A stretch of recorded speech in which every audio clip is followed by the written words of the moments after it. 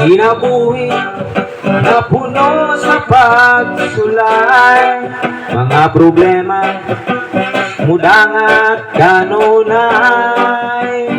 Takmaning kamot kung kulang sa inspirasyon, walay laing himon kundi pagdul kang Isos. Inspirasyon ka sa kinabuhi ko, Diyos. Ang mga pulong mo